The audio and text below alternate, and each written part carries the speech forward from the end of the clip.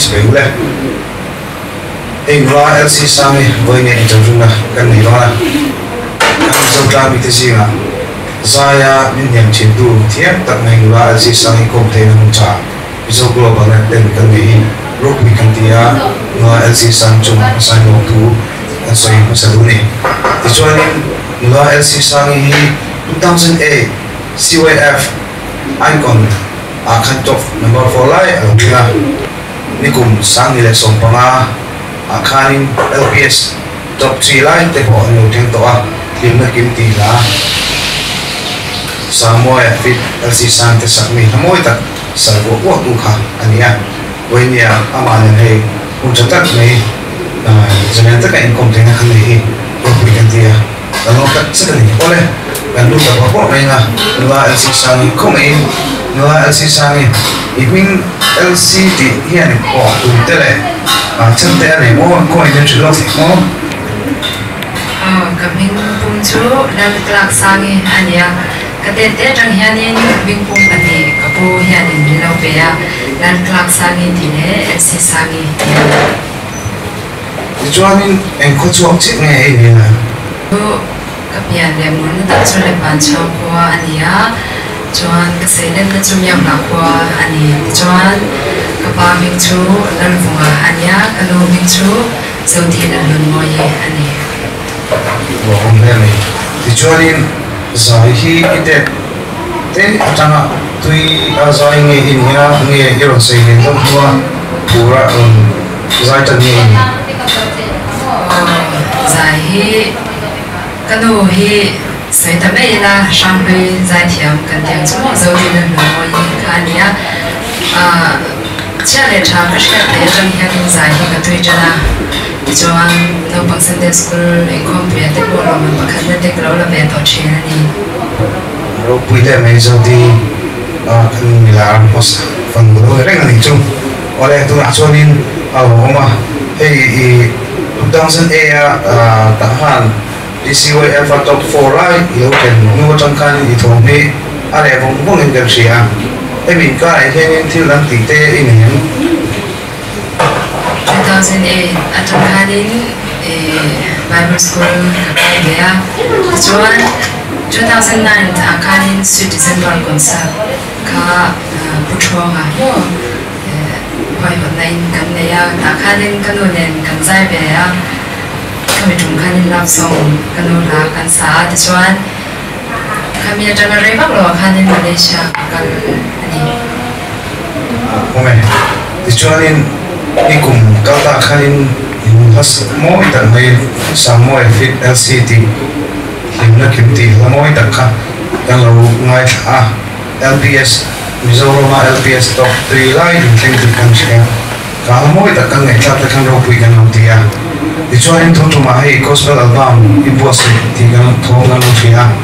Hei gospel album ibu sih ni cuma hianin pengtiang ini ibu sih nanti ini. Ni sedang jalan ada mungkap ya. Ni kum April ta jangkanin music video dari studio hei nacal chung hianin kalun beno. Tahu ya, nato angai buka shooting deh angai buk China keboy bete kumai. Ome, dicuarin album cuma hianin hamzah dute. Nei nuam ya, album isiamna amin title lalpan mingveng di hian, engvang lalpan mingveng di title tani pengen hiacan menjelok temo. Ni lahi ketukop maya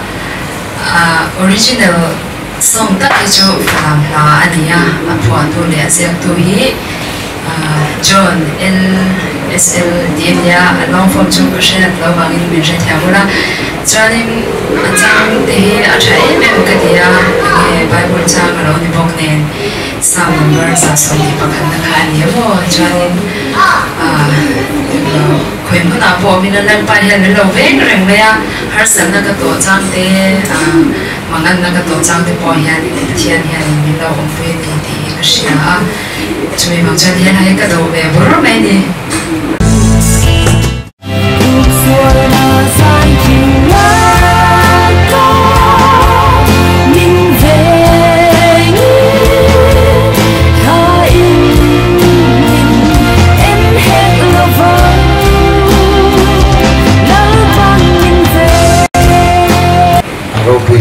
chuan hei platform pahnih lai i boss chu ania he album i boss in chung sanga hian music lampang stereo lampang hian khoiming Malaysia i man topic in studio hi MNC studio akaloda chuan music video po hi MNC laksani MNC ti chu Malaysia stereo pakhat alonia anni mo forna laksa che ti chuan video shooting and production tram ang chi te po MNC ka dang chu i boi boi an bo fir ti nan mo ni mai ti chuan pakhat le chu ka video hi MNC na min lak chu ania ase MNC hi nan nga khole ya hi edit sakhan do awangin Mizoram ka thona Mizoram in music video hello mary ti chuan in studio music music lampang tum tu musician chi te android le song chi te nei te ni Ganeshan lawa takhanin MNC ka ring top mea MNC khanin music ko min sam sakek me ni ole a top per na ta na noal si so du che kan nei le gospel album lalman inventi album chung sa hian release na tu chung sa india na malang nge ti tu ni Malaysia kan awa release naman ang function yan pui aman erojo kain base na ni masengin ramchang changa kantlang mi te omna USA te Australia Canada New Zealand ramchang changa erojo nin tan kain base kan mo tak sa ni punya ibu tak mai min pe kai ni bizo go banget ta an dia tak mi pe kan mo tak sa ni kan mo oleh vonia la LC sang cuma bisa global nanti kalau tak sedar vonia aku tak mai pein komputer ucapan nih rupi kan dia in apostle album lalpan minggu kaltan hian kovel untung cuma bisa tahu itu lalpa rupi nare maksum lah apostle album kaltan hian kantor cokon baisia jadi role soling album awan history untung cuma bisa tahu itu share dan kuyangu alay lama ay mo tisong ponin atin ro pinain andro wa omrengin share ang utika miso ko ay wini kan so ito bukan ni wini hati ha kunca ani ro pikan dia lepan he la sisa ni le music stereo boy putu tsong te dichuanin he album chung sanga mo putu te le boy putu tsong te pan ale tam kin lo som se ti miso ko an tan tu sang kan dan mo ni kan lo tak sa ni lo me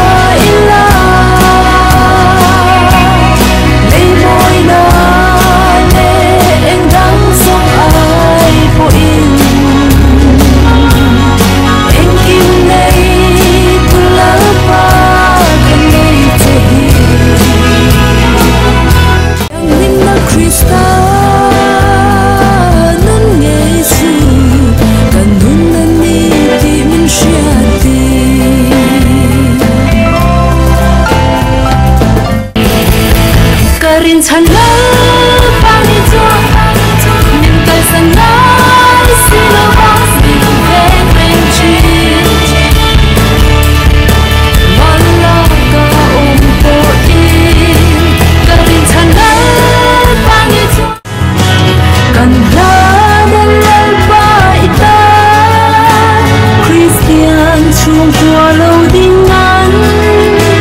anh riêng mong con chúc thâu vá về mi phim của anh bao lâu à buồn lệ lì à thiên chúa cùng sông sẽ đi em mơ cùng sông ra chung về dầu cầm khoai xin nhà rắm có về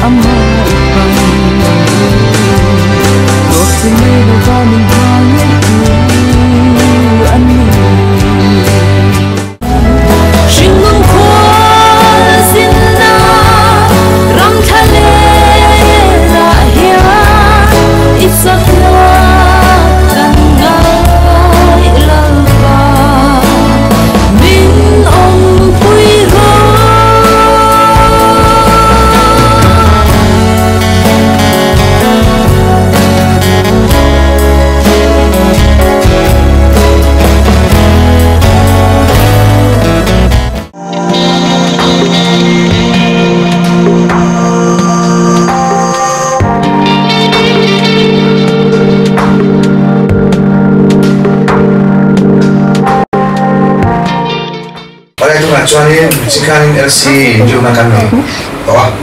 unhi mama Alex mama music studio pun kengah tuna ama mama hi interview na toy nei nah kan nei do ni ole mama hi Malaysia misal kami tasinga studio MNC di hi kan lo creating rock weekend dia chuanin production do toreng nei kan lo creating rock weekend tin ngai thak tele mi ka tei kan ti kop ne MNC ti long form hian chan te nem kong ei toy te mi chilok mo MNC ti long form su M ti ka music ti na dia C ka Christ ti na dia MNC ni chuan music and Christ ti na ni oi lo mai rock weekend music and Christ ti ni chu ti chuan he MNC hi en ti kuma tana lo din tlang nge ni MNC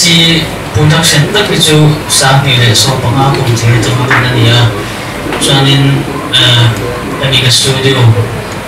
ka siam tira tang MNC pe ka niya chu MNC lo di chu aro tu ya mai ti chuan ei ni kum ka ta kharin khobel contract tang ni te mizo ten kan ni ka kam te to amoi tak mai samoi fit le LC te sak mi lim na king ti amoi tak mai ka mizo ro LPS top 3 lai in ba kan tu te kan lo ri ro tu kan ti ka la ka nang ma bo se mek nge nya ba se han ti kanen ka studio wa siam ka ton ani ya mixing le kim kha na ya siam tak record tak ani ya la ka pathia na so ka kan do ko ka che pa lawin LPS top 3 lai ka ma chen pa lo ko bai hong lai mai nie ti chuanin MNC stereo hian album emo la ka ting chi exact nge bo se zo te ko to te ni to mal zo ki chuanin lo ti thum le lo to ka seng to mai dik lo ba album zo ro chuanin album pathum pani chu an ni toin ka ria chu lai studio changa lo release to te an ni Alright, this one in studio changa music na tak te lo mai chu thina music chu cha hian thiam do ang chi te la mi dang an hei ara han ho le han ro te in nge nang manin i boss le bek nge chung cha na chunin player dang hi ka som mai lawa som mai lawa ti khadin som du law lawin e mai hian music an kimi ka siama ka ro mana drum le dit thleng bass en kim mai ka tam so kai ma khoi nia ma sala ta sak tu te na request le ron khoyan dai ani ro so ni ka chu accept nia tam so ki chu kai ma siam ka ne ro pui ta mai ti chuan tu la hian boy pui me album te emo la boy pui me ti me boy pui bo zui me te in he tu lai ta khi na hi an thwa ni le ko ba album hian album thum bi tu na hian boy pui me ka na ya chung tu chu an sei chiang do ta ni ila an phlam lam u na te album hi ban ni adia chuan album pakhat elo chu lar tu nam u na te ania chuanin chumi album pathum pi chuanin ana man te hi om pe de nu ka chung sing chuanin kana bel khit pak lo an ti mai ti am tam lam te pakhat chu mun nam te mun nam u na te nia ani hi mun la ro chuan sak lo ko la an saka chu kana hedin kan bol pui me ni ba không nghe mày nói chuyện thì cho nó tốt hơn nó ta là music studio mấy người làm phim làm buổi sẽ tốt giống giống như anh hiện video làm bằng shooting te mỗi tập bên nó là tập te đang làm bùa in Malaysia một trăm trăm là shooting mỗi tập te đang làm bùa hay video shooting làm bằng production giống giống te bùi năng mà buổi quý việc nghề nhà sản phẩm rồi làm chi thế này không vậy hay MNC production này nên music production này video production này mà cho nên MNC akan music po siam thaya video po ka ang produce thaya ka po ka cho nên video ka video po hi cái mà shooting này ya editing cái po ni sila cái mà khởi cái này ya cho nên MNC akan music le video production ka atel ko bang hindi ka production na Oleh, along the way, we saw go on that. There, on look at me interview na interview Alex Mam cuma kalau tak sedar, music studio kau tanggen pasien lu punya cover meter kan mulai kan bersih mungkin yang pun tak me ini juga we saw go on that min pergi rupi kan dia andong bona kau tanggen pasien tam takin mau soal saya tim bisa berwarna dan berselangan kami bahkan